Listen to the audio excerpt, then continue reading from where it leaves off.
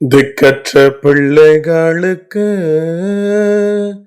சகாயர் நீரே அல்லவோ, எக்காலம் துணை அவர்க்கு நிற்பவரும் நீரே அல்லவோ. கடவுளின் உயிருள்ள திருவார்த்தை.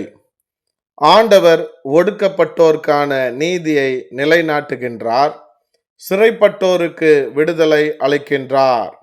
சங்கீதம் 146 7ஆம் வசனம்.